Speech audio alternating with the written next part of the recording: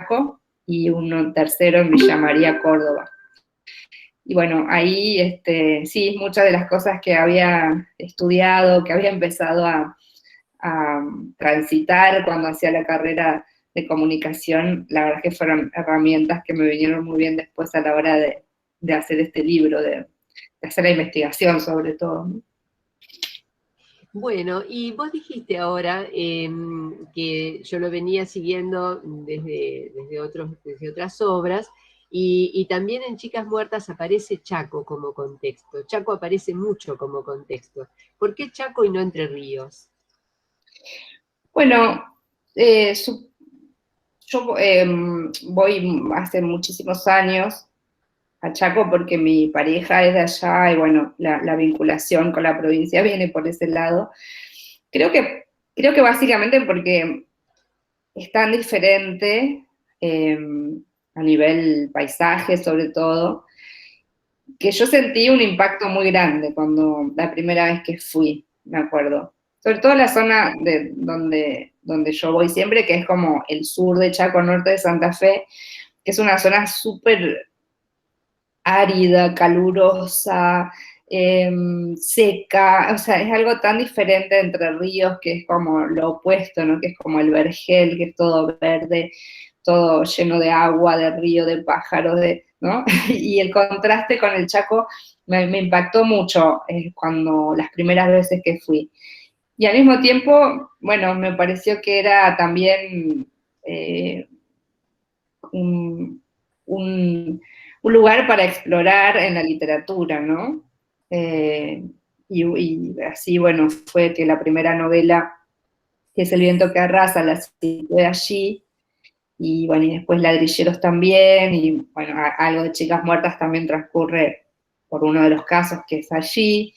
Eh, Nada, me pareció, qué sé yo, a veces una escribe por eso, ¿no? Por el impacto que te provoca algo que puede ser una situación o que puede ser también un paisaje, como en este caso, también por la curiosidad o el descubrimiento, ¿no? Así que bueno, sí. Yo no sé si es una impresión mía como lectora, pero a mí me da la impresión de que esas historias no podrían estar ubicadas en otro lado, que la aspereza que tienen esas historias, la dureza que tienen en muchos casos, tiene que ser ahí, ¿no? Incluso hay un personaje de Ladrilleros que, como un recuerdo lindo en un momento que lo está pasando muy mal, recuerda un viaje entre ríos. Sí, Yo vi ahí el cruce tuyo, ¿no? sí, aparece en las dos novelas que están situadas en el Chaco, aparece en algún momento alguna evocación de Entre Ríos, siempre como un lugar paradisíaco, ¿no? Donde los personajes estuvieron y a donde quieren volver. En el caso, el que vos decís, en Ladrilleros, es también una escena de pesca, que bien podría ser alguna escena de No es un río, de mi última novela, Sí. porque el personaje de Marciano recuerda cuando era chico y fue con su padre a pescar, y un amigo de su padre fueron a pescar a una isla del Paraná, y bueno, y él tiene ese recuerdo de, bueno, justamente del paisaje, sobre todo, ¿no? Como, Claro, y que llega en el momento que lo está pasando peor, además claro, de... además está con su padre, a quien él, bueno, ha perdido en la novela, su padre murió cuando él era chico, y a quien recuerda constantemente, y bueno, y ahí aparece ese recuerdo, perdón, en El viento que arrasa, el pastor Pearson, que es el protagonista, es de Entre Ríos, y recuerda también, le lleva a su hija a un lugar a donde él iba cuando era chico y donde había sido muy feliz de niño. Así que sí, aparecen ahí las menciones a... Y tal vez se siente más en El viento que arrasa que en Ladrilleros, algo así como que el perfil de los personajes quedara como dibujado en la tierra por el viento, por ese viento caliente. ¿Qué elementos usás para configurar al personaje, además del espacio físico? Bueno, yo siempre digo que mis personajes por lo menos de estas tres novelas, siempre están muy inspirados en los tíos de mi madre, ¿no?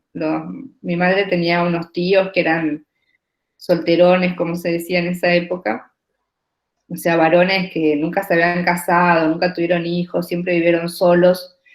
Vivía cada uno por su lado, ¿no? No es que vivían todos juntos. Pero bueno, tenía 3 tíos así, solteros, solos, solitarios, porque eran también cada uno a su manera bastante ermitaño. Y uno es Lolo, que era ladrillero, y a quien yo le dedico la novela Ladrilleros. Después otro que se llama José Bertoni, que aparece mucho en mis cuentos, en El desapego es una manera de querernos, y un tercero que era cuidador de caballos, que se llamaba Pacho.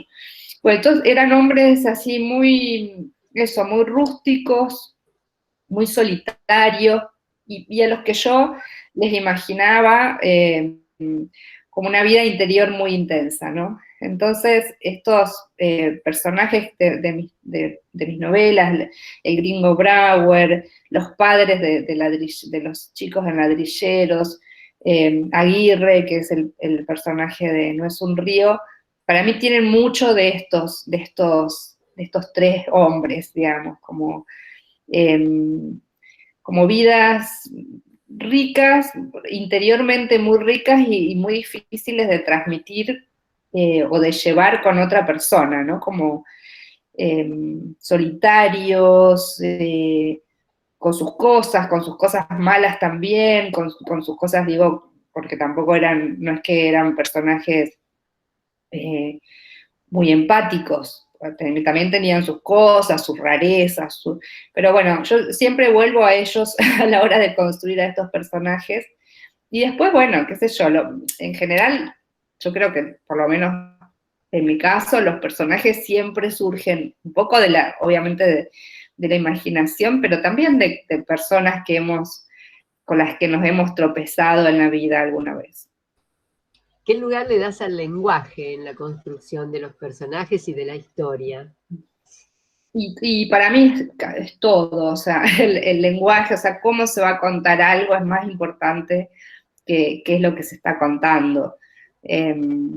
La historia puede ser muy chiquita, muy cotidiana, muy sin ningún tipo de esplendor,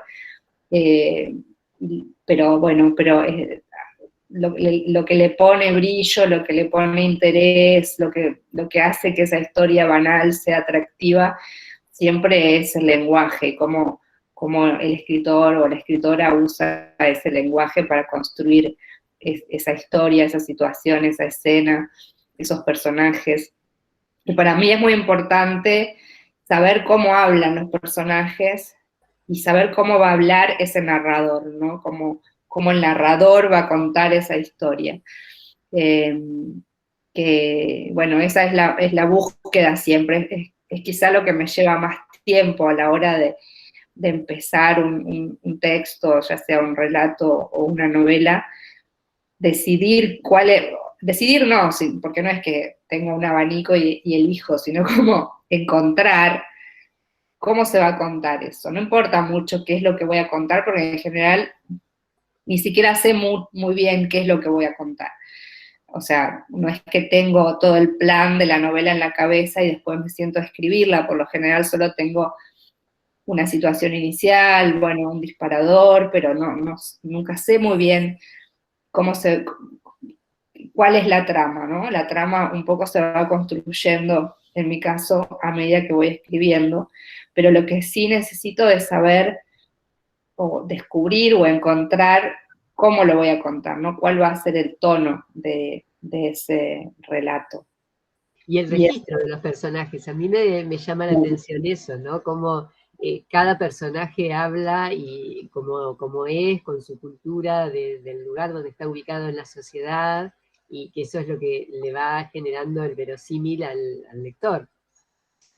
Sí, a mí también me gusta mucho el sonido de las palabras, ¿no? Y entonces, tengo un registro bastante preciso de eso, porque cuando me llaman la atención algunas determinadas palabras o maneras de hablar que tienen las personas, o sobre todo, bueno, en los lugares, ¿no? Como la tonada, ¿no? O sea, cómo hablan en tal lugar, o en tal clase social, o en tal oficio, o en tal profesión, bueno, es como los modos de hablar y los modos de decir, y, las frases hechas, los lugares comunes, todo eso que en general cuando escribimos, por ahí las personas que dictan talleres, que coordinan talleres, te dicen, no, pero no uses eso, porque es una imagen muy trillada. Bueno, a mí todo eso que es trillado, me gusta trabajar, no sé, me gusta poder trabajar eso y sacarle un lustre nuevo, ¿no? Como volverlo novedoso, aunque lo hayamos escuchado miles de veces. Y, y eso creo que ocurre porque, no sé, yo no pienso la escritura o un relato como no sé, no pienso por un lado la trama, por otro lado el personaje, por otro lado, no sé, la manera en que se va a contar, sino como que todo eso para mí es una sola cosa, ¿no? Como que una alimenta a la otra, como si fuese un cuerpo vivo, ¿no? Entonces, bueno, eso que quizás si solamente nos estamos pensando o viendo un aspecto del texto que es, pero mirá, está lleno de lugares comunes, o está lleno de frases hechas, bueno, es porque solamente estamos viendo, digamos, ese plano, pero si lo ves como integrado al relato, bueno, ahí creo que funciona, eh, que funciona como algo novedoso, como algo que escuchaste muchas veces, pero es como si la primera vez que lo estuvieras escuchando. Un poco eso es lo que busco, lo que trato. Bien, y en esos pueblos chiquitos, donde está ese viento caliente que arrasa realmente, esa tierra, todo áspero, esa sensación como de aspereza en la piel que uno siente en determinados momentos, o el viento en los ojos, eh, también hay creencias. ¿Cómo llegaste vos a eso y por qué las incluís? Bueno, porque es parte también de ese universo que yo relato, ¿no? Como, o sea, yo me crié en un pueblo, en este pueblo que te decía al comienzo, y todo, digamos, todo esto que podemos llamar elementos mágicos, estaba todo muy, muy incorporado al cotidiano de todos nosotros y nosotras. Las leyendas, las historias de aparecidos, las historias de fantasmas, el curandero, qué sé yo, no voy a decir el gauchito hip porque sería mentira porque es como más, es una incorporación más moderna, más de ahora. En esa época no, pero bueno, pero sí otras, o sea, no sé, con seres mágicos como la solapa, que es como un, no sé, una especie de monstruo que aparece a la hora de la siesta y que, bueno, que se usaba para asustarnos cuando éramos chicos, para que no estuviéramos fuera de la casa mientras los grandes dormían la siesta, claramente. Y era, bueno, una entidad, una vieja bruja que te robaba, que, bueno, te llevaba con ella, bueno, el sátiro, bueno, montones de seres mágicos que eran parte pero parte de la cultura del pueblo, ni siquiera es que era, bueno, no, solo un sector ignorante de la población o lo que fuera, creían esas cosas, sino que estaban muy incorporadas en la vida cotidiana de cualquiera que viviera en el pueblo. Y el tema del curanderismo también, o sea, yo me acuerdo de chica, por supuesto íbamos al médico, porque además mi mamá durante muchos años fue enfermera y trabajó en una clínica, pero también íbamos al curandero, ¿no? Como las dos cosas, como el médico y el curandero. Había cosas que solamente las podía curar, no sé, las verrugas, por ejemplo, bueno, solamente eso tenía solución si había la intervención mágica del curandero. Y así un montón de cosas. Entonces, no es que, eh, nada, eso, como que está todo muy tramado en la vida cotidiana de los pueblos. Y a mí me parece eso para la literatura un Sí. material maravilloso para explotar y para traer de vuelta. ¿Y la presencia de los pastores? Bueno, no, la presencia de los pastores es algo que, por eso también ubico la novela ahí, en el Chaco, porque sí fue algo que a mí me llamó mucho la atención. Yo empecé a ir al Chaco a principios de los 90, cuando todavía el evangelismo no estaba tan, digamos, tan expandido como ahora, como en la última década. Y además yo venía bueno, Paraná es una ciudad muy católica, venía también de haber vivido en un pueblo muy católico toda mi vida, entonces casi no había, en Villa Elisa de hecho hacía muy poco que habían empezado a aparecer los testigos de Jehová, pero era algo como una rareza. Y cuando fui esas primeras veces al Chaco me impactó mucho bueno, la gran penetración de los evangélicos, que en cualquier, o sea, que un garage de una casa era una iglesia, o sea, como que había un montón de iglesias muy chiquitas y muy como armadas en casas particulares, y eso me impactó mucho. Y, y además, bueno, yo venía con lecturas de los americanos del sur, ¿no? Donde eso está también muy presente, el tema de la religión. Y bueno, y ahí un poco se juntaron estas dos cosas y dije, bueno, ¿por qué no? Yo tenía además el proyecto de hacer un libro de cuentos donde fueran viajes entre Ríos y el Chaco, ¿no? Como que se conectaran esos dos lugares. Y había escrito ya uno que se llama Intemec, y El viento que arrasa era la idea para el segundo cuento. Y ahí dije, bueno, ¿qué puede hacer que una persona tenga que viajar, que viaje todo el tiempo, que no sea un viajante de comercio, que era como lo más, bueno, lo más evidente?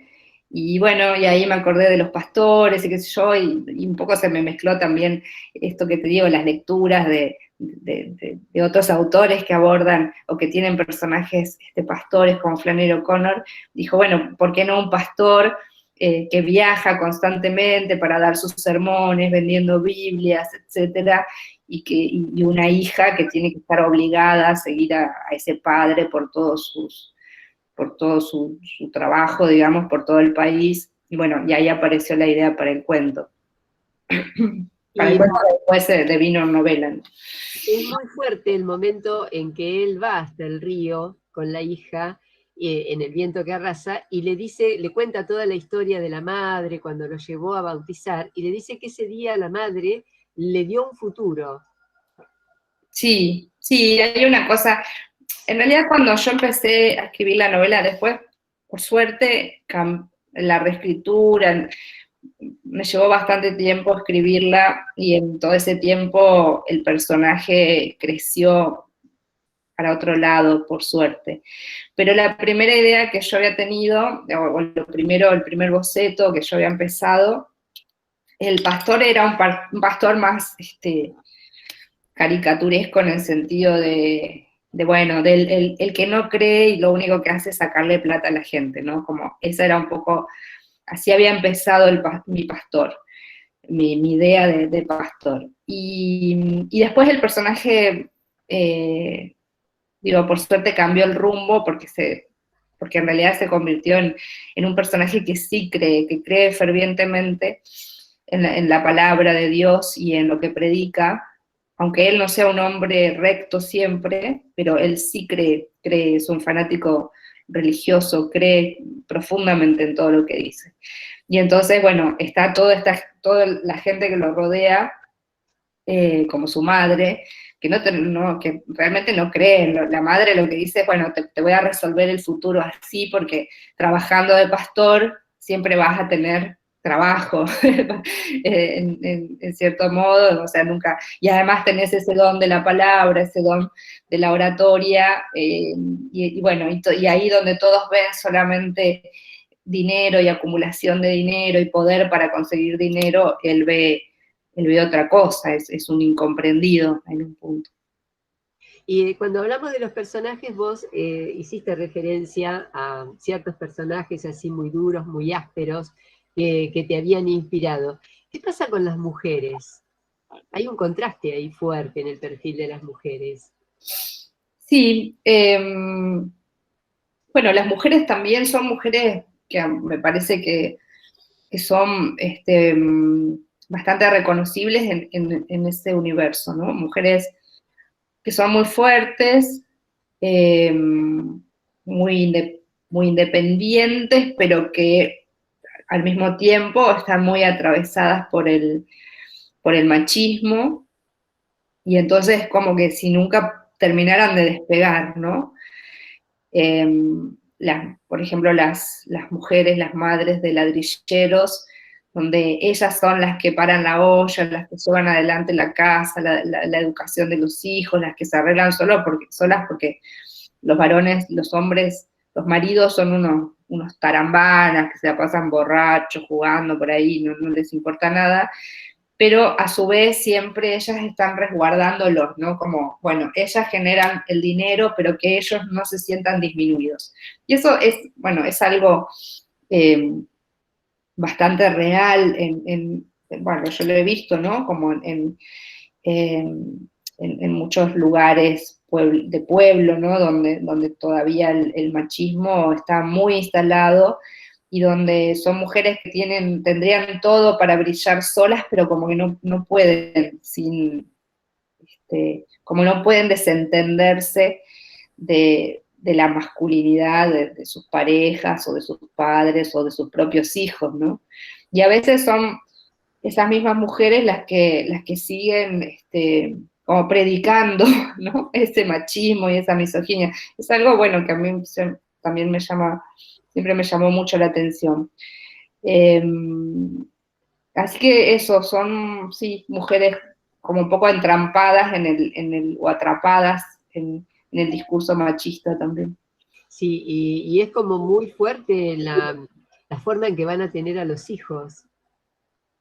Sí, La descripción que haces en Ladrilleros de cuando van al hospital. Sí, van solas porque, bueno, he escuchado varias veces estas historias, no se me ocurrió a mí solamente. Sí, porque justo el marido está de juerga, está por ahí en el bar, ¿no? Hay como, bueno, los partos de como que, por lo menos en aquella época, ahora está todo mucho más programado, pero en aquella época, bueno, pasaba cuando tenía que pasar. Y está, bueno, el personaje que te referís, que es el personaje de Ladrilleros, donde ella ya tiene todo preparado, el bolsito, todo, ya sabe la vecina que va a llamar por teléfono al taxista, la va a venir a buscar, va a ir sola, y ella dice eso, los hijos se hacen de a dos, pero una siempre está sola para traerlos al mundo. Sí, sí, además el cuidado, pone la toallita arriba del asiento del remis para no ensuciarlo, es realmente desgarrador, pero ella lo toma con absoluta naturalidad, no se enoja. Sí, es como, bueno, en ese universo es parte de ser mujer y de tener hijos. ¿Y qué pasa con los adolescentes? Porque hay muchos adolescentes en tus obras. Sí, sí, es verdad. Bueno, no sé, son personajes, bueno, a mí me parecen siempre personajes muy atractivos, ¿no? Porque en la adolescencia está todo, no sé, está la belleza, la juventud, la valentía, la rebeldía, Dios, está todo por hacerse, y creemos que podemos hacer todo y que nos sentimos poderosas y poderosos. Me parece que en ese sentido es como una edad muy atractiva para la literatura también, ¿no? Como esto yo me acuerdo que mi tía ya murió, mi tía Sara, pero ella siempre tenía una frase que a mí me encantaba, que cuando quería decir que alguien era como, bueno, muy arrogante, ella decía, porque se lleva el mundo por delante. Y bueno, un poco esa frase a mí me encantaba, yo no sé, imaginaba, me parecía muy seductora, ¿no? Alguien que se lleva el mundo por delante. Y un poco eso es la adolescencia, o son por lo menos los adolescentes eh, en algunos de, bueno, los de ladrilleros, por supuesto, Lenny, que es la hija del pastor, y las chicas de No es un río, ¿no? Como personajes que se llevan el mundo por delante. Y bueno, y muchas veces son también castigadas por eso, ¿no? Yo la vi como replicando un poco el mundo adulto con algún grado de avance, pero en realidad la más rebelde podría ser la de la protagonista del Viento que arrasa, porque ella es como que no está, bueno, rebelde hasta cierto punto, porque ella está en desacuerdo con el padre, pero bueno, termina haciendo, ella se quiere quedar y de repente se sube al auto. Sí, bueno, también es chica todavía.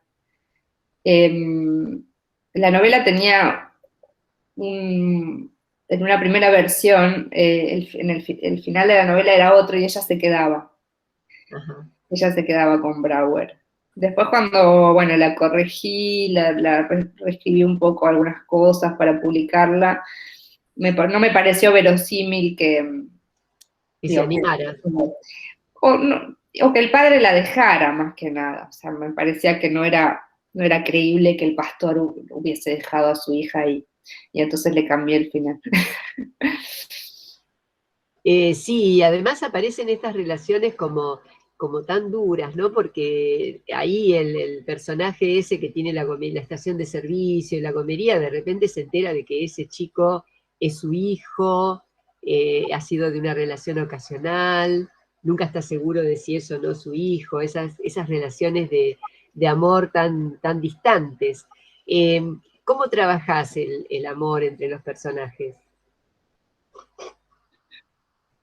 Bueno, o sea, no son amores sencillos también en eso, en, en los universos de esos relatos, ¿no? Porque lo que hablábamos hace un rato, son personajes que de repente tienen como una vida interior intensa, bullente, digamos, encendida, pero que les cuesta mucho comunicarse con otras personas o con el entorno, son personajes ásperos, de pocas palabras, y bueno, y también el amor se les presenta como algo complicado, ¿no? Como difícil de demostrar o de llevar adelante. Eh, y al mismo tiempo son seres, qué sé yo, profundamente amorosos, porque, no sé, Aguirre, que es el pescador, uno de los pescadores de los isleros de No es un río, que es un tipo rústico, terriblemente rústico, y sin embargo, bueno, el amor que tienen por su hermana loca, el amor por sus sobrinas, es como, eh, bueno, como algo un poco inesperado en un personaje así. Pero siempre son, sí, son personajes a los que se les complican las relaciones humanas, ¿no? Como ¿Son de las repente, mujeres las que se enamoran y pierden la cabeza? eh, bueno, sí, que sí, las mujeres de ladrilleros, las dos se enamoran, así pierden la cabeza por estos tipos que son unos buenos para nada. Sí. Sí, el amor romántico está depositado claramente en las mujeres. Sí, a mí me choqueó cuando el padre de Pajarito le dice a la mujer que bueno, que ya está, que se va a ir. Y en Sí, realidad no hay ningún motivo para que se vaya, no es que la pareja no funciona, pero él necesita irse. sí. Eh, sí, como también eso, como son personajes que no se atan, ¿no? Como que no, los personajes varones no se atan a nada, entonces un buen día deciden irse y se van, como no tienen, eh, como si no les debieran nada a nadie, o eso Él pienso. era, él era un golondrina en el trabajo Sí, rural, él porque él era aparece golondrina. así. Sí, él era un peón golondrina que aparece en ese pueblo y bueno, como se enamoran con la hija del dueño de la fonda donde paraban los peones golondrina, que eso está inspirado en la abuela de mi marido tenía una fonda ahí en ese pueblo cuando pasaba el tren y los peones paraban ahí, ¿no? Ya sea los que venían en los vagones de otras provincias y qué sé yo, paraban ahí y bueno, los dueños de los campos y tal los iban a buscar ahí para trabajar. Así que esa fonda estaba un poco inspirada en lo que me cuentan ellos, ¿no? Porque yo cuando entré a la familia ya no existía todo eso, pero Vicky pregunta, ¿y qué pasa con ese contrapunto de esa adolescente con el hijo del mecánico? Es una especie de binomio infierno junto a su padre y cielo junto al lugar donde puede llevarlo el pastor. sí. Bueno, ella lo dice más lindo que yo lo pensé, pero sí. Sí, bueno, es como el encuentro de dos adolescencias diferentes, ¿no? Como Tapioca, que es un adolescente, pero como un niño, que es como un niño, porque es un chico muy inocente, que no conoce el mundo, que no conoce el mundo no referido a que no, porque nunca salió de ahí, sino que tampoco tiene una mente demasiado abierta ni lúcida. Y, y en cambio Lenny, bueno, es una chica despierta, también, bueno, ha vivido toda su vida arriba de ese auto con su padre, digo, como tiene otros horizontes. Y en Ladrilleros te animaste con el tema de la homosexualidad. No sé si es que te animaste o bueno, lo trabajaste porque es una realidad también. Sí, bueno, la historia de Ladrilleros, como el disparador, era una anécdota que me habían contado de una pelea en un parque de diversiones, así como empieza la novela, de dos familias que estaban peleadas, de vecinos, qué sé yo, y bueno, y viene un parque de diversiones al pueblo, y ahí todos bastante borrachos inician una pelea que termina con varios heridos, muertos, y qué sé yo. Y bueno, empecé por ahí, me gustaba como la escena de estos dos moribundos, digamos, que van a estar agonizando toda la novela. Y cuando empecé a pensar, bueno, ¿por qué? O sea, yo no conocía el motivo en la historia real, no conocía el motivo de la pelea de la disputa entre vecinos, por qué había sido, ¿no? Y cuando empecé a pensar, bueno, la novela, ¿cuál podría haber sido el conflicto que los lleva a ellos dos a batirse a duelo y bueno, y terminar ahí malheridos? Lo primero que se me ocurrió, obviamente, fue un lío de polleras, ¿no? Digamos, de mujeres, a los dos les gustaba la misma mujer. Y después dije, bueno, pero, o sea, ¿por qué no ver qué pasa si el conflicto no es por una mujer, sino es por un varón? Eh, y bueno, y ahí me empezó a aparecer todo lo que aparece de ellos dos, que además han sido amigos cuando eran chicos, las familias peleadas, los padres peleados, y cómo aparece, y me parecía me parecía atractivo ver un personaje que era criado, o sea, criado como heterosexual y como totalmente definido como heterosexual, y convencido de su heterosexualismo, de repente verse enamorado de otro varón y bueno, y en un lugar donde claramente hay una resistencia a la homosexualidad. Bueno, ¿qué le podría pasar a un personaje así enamorarse de otro varón? Me pareció totalmente creíble porque de la forma que es Marciano, era imposible que aceptara una cosa así y se sintió como ofendido, tuvo que lavar el honor de la familia. Claro, era como, sí, es como una cosa donde aparece también esto que es para mí muy masculino y muy del mundo de los varones, que es la idea del honor, ¿no? Y de lavar el honor o de vengar. Bueno, y a mí me gustó mucho el trabajo que hiciste con el tiempo en Ladrilleros. Ajá. bueno, sí, la novela es un poco que va y viene todo el tiempo, del presente al pasado, porque bueno, para quienes no la conocen, empieza con esa escena en el parque de diversiones donde ya ocurrió el duelo, ocurrió la pelea, y los dos protagonistas, que son Marciano y el pájaro, están heridos de muerte, y bueno, y va reconstruyendo, o sea, la historia se va como contando hacia atrás, desde que ellos son chicos hasta el momento de la pelea, pero a su vez vuelve todo el tiempo al presente, entonces es como que va y viene del presente al pasado, no, o sea, no es una historia lineal, sino que está todo el tiempo intervenida por estos flashbacks que nos van contando la historia hasta ese momento, ¿no?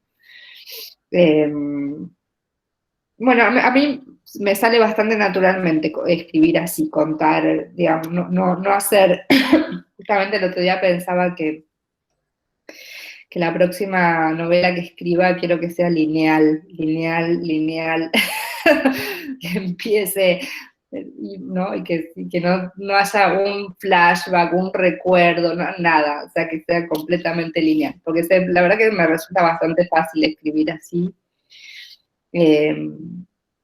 Ladrilleros, o sea, después sí, obviamente corregí, toqué algunas cosas y cambié de lugar, pero casi que desde la primera versión está escrita de ese modo, o sea, no linealmente.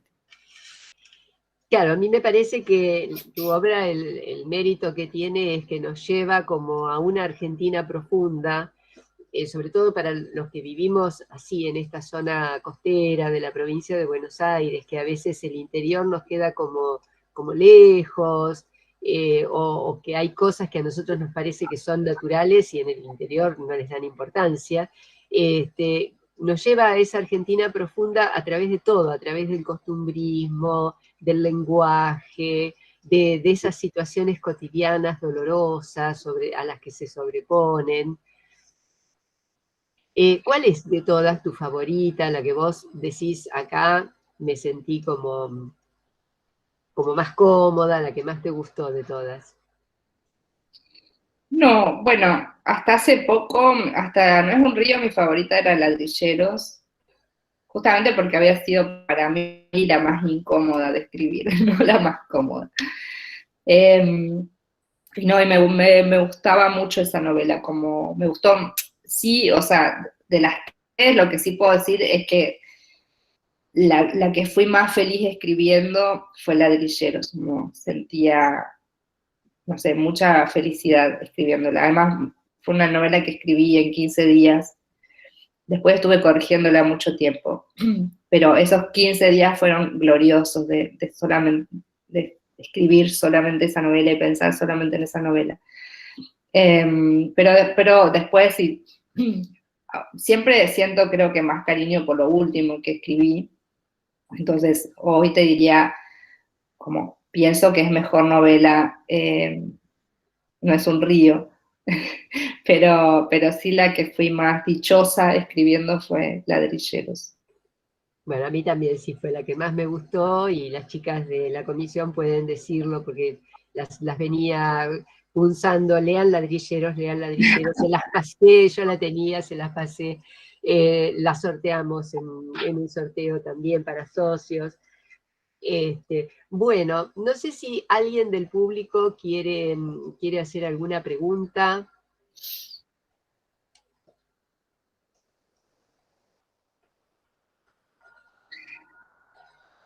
Ahí creo que Sí, Mercedes. Maricho.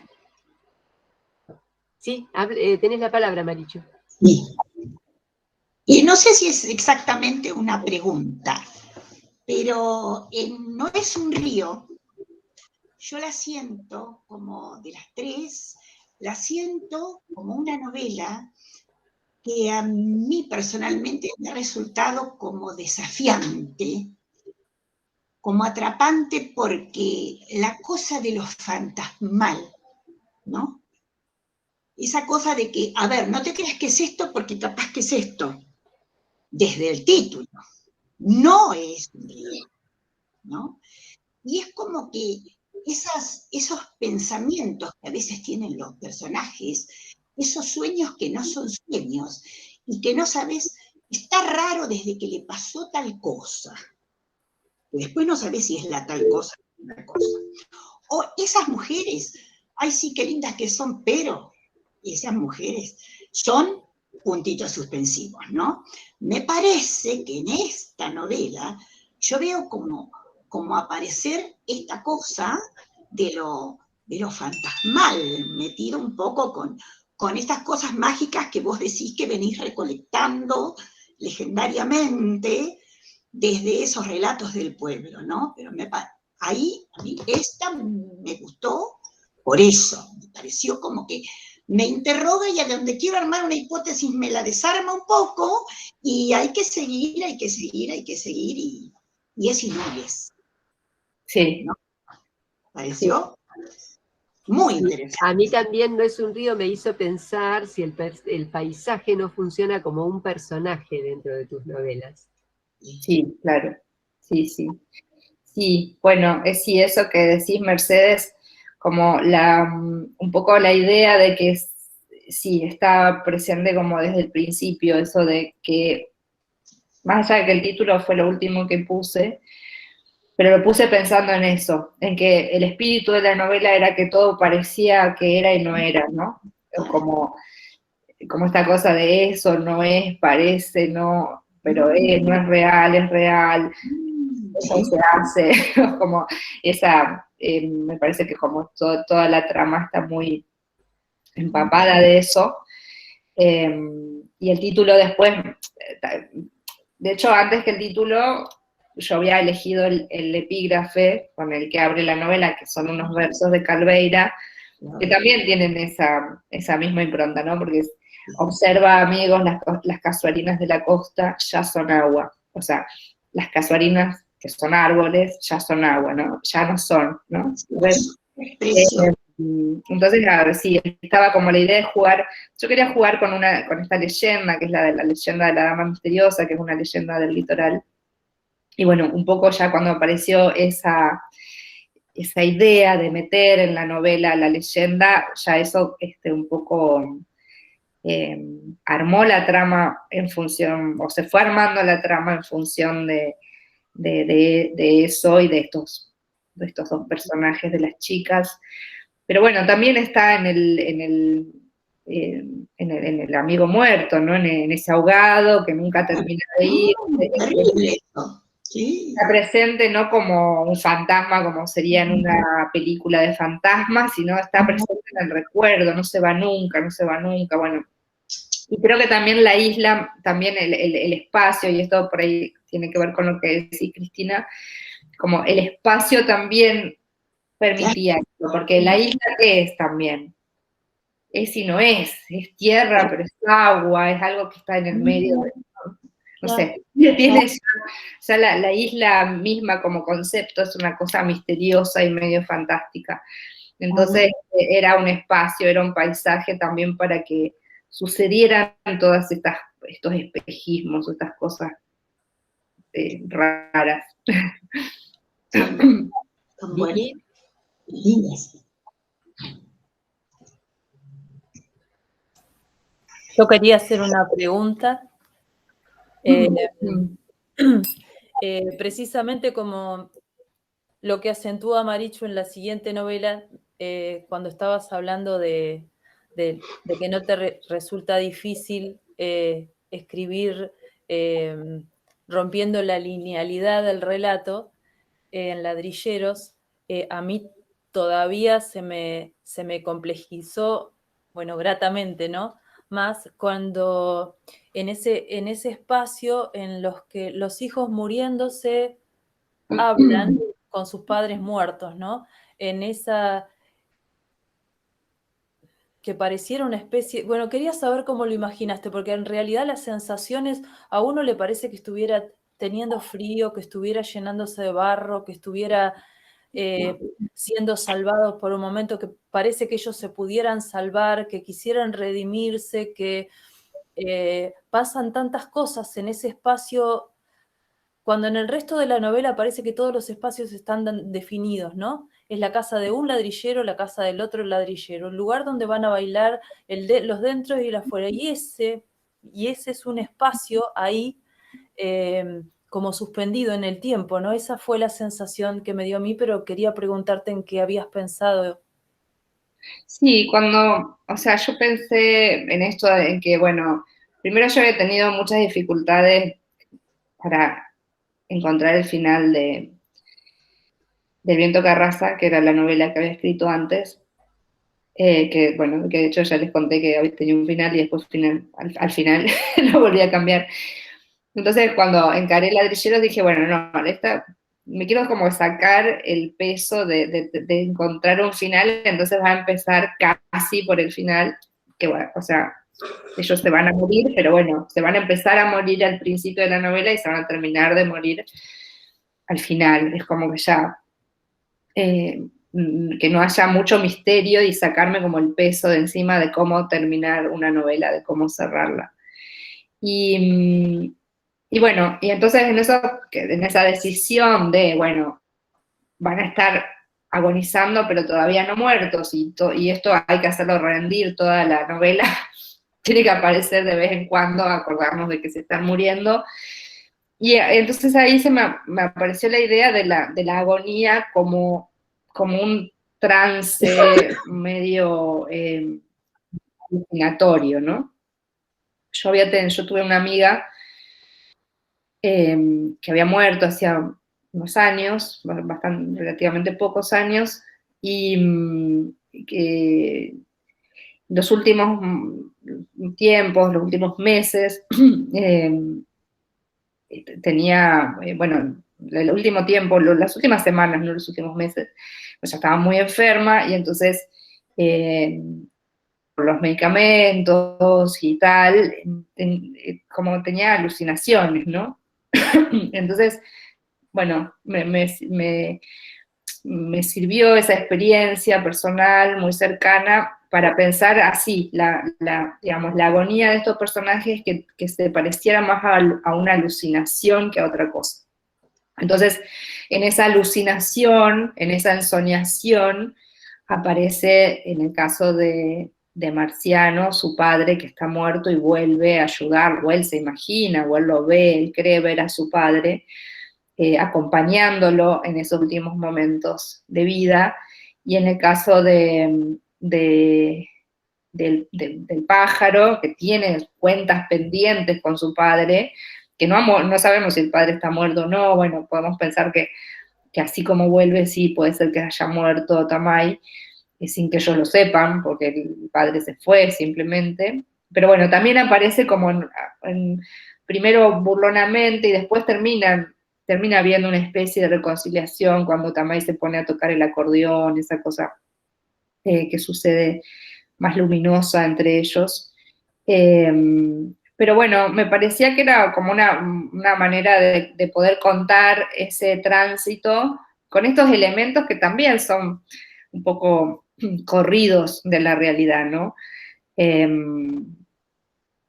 Y también me ayudó que o sea, yo había escrito una primera versión de la novela donde aparecían ya los fantasmas de los padres, y después la trabajé un poco en la corrección y eso con María Moreno, y cuando, bueno, ella la leyó, me dijo, y le había gustado mucho como ese recurso de la alucinación, y me mandó a que estuviera más todavía, ¿no? Como que yo me había quedado un poco corta en la primera versión, y me mandó a ver de nuevo una película que yo adoro, que es Nazareno Cruz y el Lobo, de Fabio. Y bueno, y ahí también, como el aire de Fabio, ¿no? Todas las películas de Fabio que tienen esa cosa así, también muy extrañada. Creo que ahí en Fabio está lo del velorio del angelito, que después aparece también, yo lo usé también para la novela, que en un momento él se ve chiquito, muerto, bueno, un poco para trabajar, la verdad es que era como buscar una manera poética o lírica de trabajar como esa parte también un poco desconocida, que es como cómo se entra a la muerte, ¿no? Bueno, desconocida digo, pues hasta que no nos muramos no lo vamos a ver, pero hay que imaginarlo. Bueno, ¿alguien más quiere hacer alguna consulta, alguna pregunta? ¿Estás pensando ya en tu próxima novela? No, ojalá, pero la verdad es que no tengo nada así,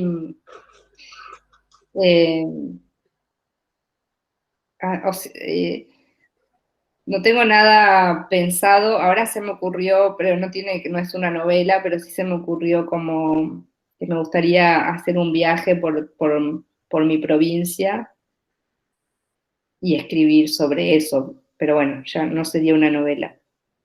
Y estamos con un amigo leyendo el Gualeguay, que es el gran y larguísimo poema de Juan L., Ajá. y que también es muy difícil, es un poema muy difícil, pero bueno, como que empiezo a fantasear con eso, con decir, bueno, ¿por qué no hago una travesía por el Gualeguay y después escribo una crónica? No sé, pero algo Y así vinculado con volver a la provincia me ahí si gustaría, con querés una hacer vuelta. ahí si querés hacer aparecer hechos fantasmagóricos y todo eso, vas a tener un montón de material. Seguramente, Espacio seguramente. sobre todo, que te lo van a Pero sí, permitir. eso como me apareció ahora, no lo tengo ni siquiera muy pensado, pero como un proyecto así yo hace 20 años que me fui de Entre Ríos y volver a conocer lugares que no conozco, porque la verdad es que viví en mi pueblo hasta los 17 y después viví 10 años más en Paraná y después vine acá. Y hay montones de lugares que no conozco. De hecho, no conozco Gualeguay, que es bueno, la tierra de Juan L., a quien admiro tanto. Y me entusiasma como un proyecto así de decir, bueno, ir a los pueblitos, conocer la provincia adentro. Y quizá después escribir sobre eso, ¿no? Bueno, vamos a ir cerrando. Si hay alguna pregunta o algo que quieran comentar.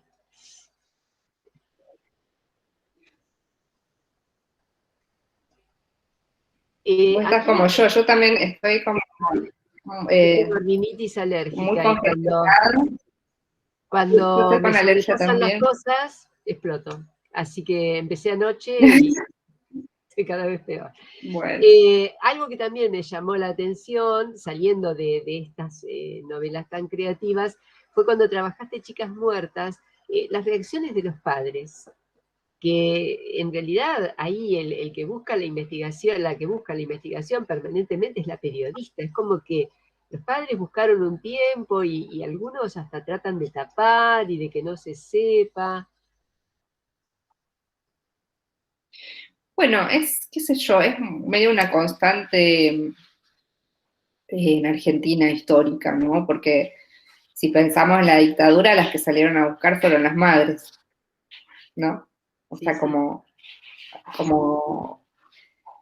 esa cosa de querer saber y de reclamar y de pedir y de exigir por la muerte de un hijo. Y si lo vemos, digo, obviamente como por lo menos el primer caso que yo conozco es el de las madres de Plaza de Mayo, pero después si vemos en todas las otros crímenes y injusticias y cosas que han pasado después de desaparición de hijos, de chicos, de chicas, o femicidios, o bueno, chicos asesinados por la policía, siempre son las madres eh, las que salen a pedir justicia.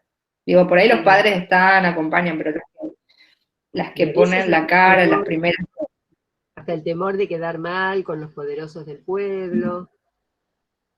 Bueno, probablemente, claro, sí.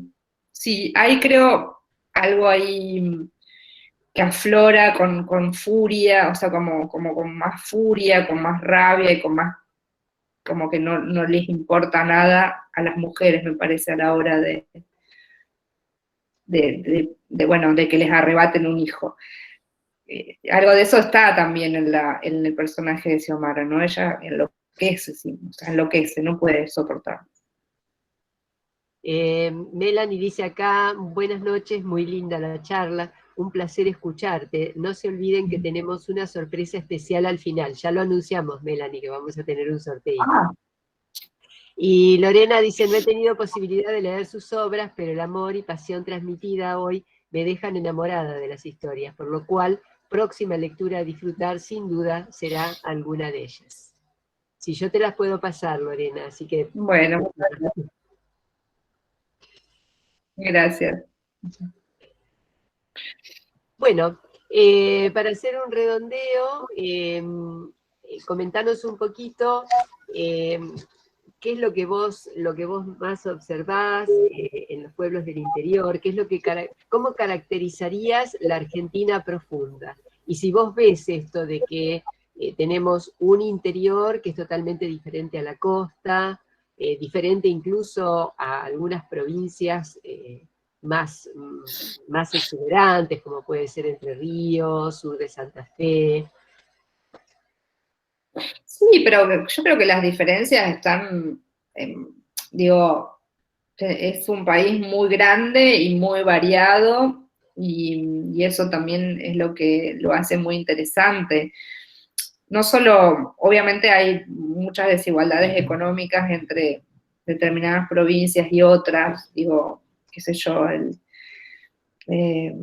Chaco, por caso, que es un lugar que conozco bastante, la situación de los COM, por ejemplo, que es muy terrible, de mucho desamparo, de mucha miseria. Lo mismo pasa con otros, con otras grupos bueno, de pueblos originarios en otras partes del país, ¿no? Donde están sometidos a una vida espantosa, de mucha discriminación y de mucha pobreza, de mucha miseria. Digo, están las desigualdades económicas, pero están también las culturas tan diferentes y tan ricas, ¿no? Y eso es lo que a mí me parece que me encanta de Argentina, y de conocer lugares y de conocer provincias, cada una con sus mitos, con su manera de hablar, con sus tonadas, con qué sé yo, con sus obsesiones. Y entonces no es solo que, bueno, la costa es diferente de otros lugares, o sea, todos los lugares son diferentes entre sí, incluso, no sé, por ejemplo, yo que viví muchos años en Paraná, y enfrente, cruzando apenas un túnel, a 40 minutos está Santa Fe, y conozco bastante las dos ciudades, y son sumamente diferentes.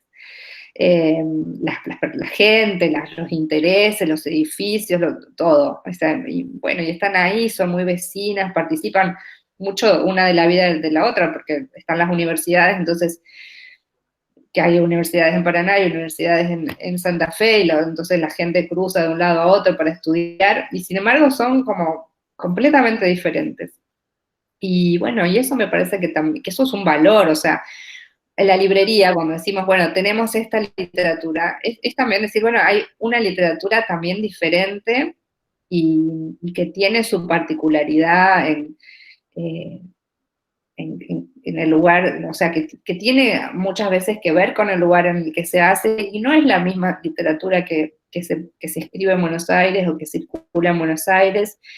No sé, por ejemplo, a mí del sur me impacta mucho, que lo pude ver hace unos años yendo a la feria de Viedma, que me invitaron a la feria del libro, y ahí conocí a todo un grupo hay toda una red de poetas de todo en la Patagonia, o sea, desde Río Negro para el sur, que se leen, se presentan los libros, se visitan.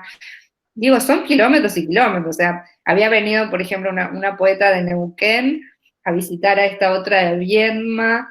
Son 800 kilómetros, no son, digo, no son 10 cuadras. Bueno, esas cosas me impactan mucho, digo, y está bueno. Y bueno, y suceden también porque es un país muy grande, y entonces, bueno, se van armando como redes en distintos lugares, y lo mejor, lo ideal sería que todo eso se pueda comunicar entre sí, ¿no? Como que no estemos tan sin saber nada de lo que se hace a 300 kilómetros de distancia. Pero bueno, eso, la logística, por ejemplo, en el tema de los libros y de los transportes de libros, la logística siempre es muy cara. Está muy, lamentablemente todo sigue muy centralizado en Buenos Aires, y también, felizmente, se hacen cosas fuera de Buenos Aires un montón, muy creativas y muy importantes. Claro, lo importante por ahí es que vayamos accediendo a esa bibliografía, Claro, y nos vayamos nutriendo de esa cultura tan rica. totalmente, que haya una circulación más amplia de todas estas cuestiones, y de conocer autores, porque si no es como, bueno, solamente no llega lo que está digamos, lo que está en las vidrieras, y lo que sale en los suplementos culturales, que por lo general son los que se leen en todo el país o los que se hacen en Buenos Aires. Claro, claro. Pero el interior, por eso yo te decía que yo encuentro en vos un gran mérito, que es transmitirnos esa Argentina profunda, esa Argentina distinta, con un lenguaje propio, con creencias, que no quiere decir que no estén acá también, pero por ahí no tan arraigadas, no es que todos crean en lo mismo, esas formas de ser, de aceptar, esas formas de encarar el amor, que por ahí acá están como mucho más europeizadas y diferenciadas de todo eso. Sí. Me quedé con ganas de hacerte una pregunta. Y no te quedes con las ganas. Ya que estás, no sé si fue una impresión mía o realmente fue a propósito. Noté que la expresión para siempre la utilizás en al menos tus dos primeros textos con frecuencia, relacionada con el abandono, con la injusticia, así como con el casamiento. ¿Fue algo intencional? ¿Es algo metafórico? ¿Es algo que tiene que ver con lo que estaban hablando recién? ¿O es solo algo que me llamó la atención a mí? Mira, pues no, sí, no puede ser que haya, que sea algo que se reitera. La verdad es que no lo tengo detectado como para responderte, pero bueno, supongo que tiene que ver con esto que hablamos recién, ¿no? Como con ciertas creencias que todavía perviven en algunos lugares o en los universos de estos relatos, donde, por ejemplo, el casamiento es para siempre, donde, bueno, no sé, la Los verdad enojos son para siempre. claro, los rencores, Claro. Porque esos dos, los papás de Marciano y Pájaro, no se reconciliaron nunca. no se reconciliaron nunca, y ni siquiera saben ni por qué se pelearon. ¿Dónde pero está sí, el origen de la pelea? Los abandonos paternos, al igual que maternos, me dio la sensación que siempre hay una figura que falta, ¿no? Cuando no falta la madre, como le falta a la hija del pastor, falta el padre, siempre está faltando algo, y esos son los personajes que de una u otra forma repiten para siempre, tanto en El viento que arrasa como en Ladrillero. Pero bueno, a mí me llamó la atención mucho. Muy buena observación, la verdad es que no la tenía tan presente, ahora le voy a prestar más atención. Pero sí es cierto que siempre falta, que son familias siempre membradas, ¿no? Que tienen algo, o alguna pieza suelta o algo roto. Porque eso me parece más interesante para la literatura que las familias felices, si es que las hay, si es que las hubiera. Claro, porque en Ladrilleros los padres están al principio a medias y después terminan desapareciendo, uno porque se muere y tampoco se muere muy dignamente, porque se muere en una También, pelea. sí. en su ley, y el otro dice que se quiere ir y se va, porque no puede quedarse más. Sí. Entonces sí, son familias sostenidas por mujeres, pero bueno, como decíamos, ¿no? Estas mujeres que son fuertes, pero no se rebelan. Claro, sí. Bueno, ¿hay alguna pregunta más? Acá tenemos otro comentario, dice Selva, siempre es un placer escucharte, cada encuentro de este estilo me da profundas enseñanzas para la escritura. Gracias a vos acabo de descubrir a Daniel Moyano tardíamente, te mando un abrazo enorme. Bueno, gracias. Sí, Moyano, que ahora acaba de salir una novela nueva, bueno, nueva, sí, que creo que, no sé si se había editado, pero había circulado muy poco, y ahora salió, que todavía no la leí, pero me da muchas ganas, que salió por esta editorial cordobesa, Caballo Negro, y la novela se llama Pájaros Exóticos.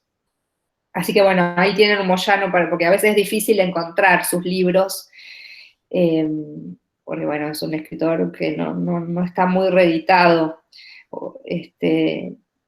pero bueno, ahí tienen esta novela para ir a descubrirlo. Bueno, ¿la tenés en tu librería? Todavía no, pero ya la voy a pedir, porque salió ahora, en estos días, todavía no llegamos a pedirla, pero sí la vamos a tener. Bueno, les recordamos a todos los presentes que visiten las librerías virtuales que tenemos en la feria, que visiten el Salvaje Federal y que se queden hasta el final de la última charla los socios porque tenemos un sorteo. Selva, muchísimas gracias, ha sido un placer. Espero que no te hayamos atacado demasiado con las preguntas, que te hayas sentido cómoda. Sí, muy buena la charla, muy bueno conversar con ustedes. Y bueno, gracias por la invitación y ojalá en algún futuro sea presencial. Bueno, y que cambies el litoral y el Chaco por la playa. Igual acá el viento arrasa fuerte también, ¿eh? Y bueno, sí, una sola vez fui a Necochea en el invierno, me encantó, pero sí me acuerdo del viento, era terrible. Pero no somos los dueños del viento, ¿eh? No. Bueno. Hay viento en toda la costa. Cuando Bueno, sopla del oeste, sopla para todos. gracias. Bueno, muchas gracias a todos por acompañarnos y bueno, les pedimos a los que puedan que se queden, que en un ratito más lo tenemos a Guillermo Martínez. Bueno, saludos, chao. Gracias. Bueno, Cris, ¿cómo están? Buenas noches. ¿Cómo estás? Bien, ¿vamos a hacer el sorteo en vivo entonces? ¿Ahora? ¿Antes de la charla de Guillermo? Y lo que pasa es que el sorteo era especial justamente por Selva Almada, porque estamos sorteando su última novela. Bueno, dale, sí, claro, era un libro de ella, está bien. Hubiese estado bueno incluso que estuviese presente ella para verlo, pero bueno, no pasa nada. Bueno. Lo podemos hacer igual. Tenemos esta hermosa edición de Selva Almada, que su última novela No es un río, y podemos hacer el sorteo ahora en vivo para todos los socios, para que sea bien transparente el sorteo, que todos estén presentes y puedan ver el ganador. Así que vamos a compartir pantalla unos minutitos para poder realizar este sorteo. Bueno, mientras tanto les contamos que nosotros tenemos un montón de socios que colaboran todo el año con nosotros, pagando una cuota mínima de 100 pesos y con ella participan de todos los sorteos que realizamos durante el año. Este es uno de ellos, así que vamos a sortear este libro. No sé si se puede ver mi pantalla ahí. Sí, se ve bien. ¿Ahí se ve? ¿La llegan a ver? Sí. Perfecto, buenísimo. Entonces tenemos acá todos los socios que, como les decía recién, colaboran con nosotros y gracias a ellos también es posible este evento durante tantos años en la ciudad de Necochea. Así que vamos a poner entonces el primer premio, a ver para quién es. Ahí estamos, a ver si sale el socio ganador, es el número 29.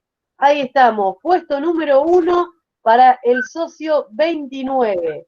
Vamos a tener que comunicarnos entonces con el socio ganador para poder entregarle este premio. En este caso es Mónica Strachenko. Así que bueno, muchas felicitaciones para Mónica y nos estaremos comunicando con ella para entregar el premio.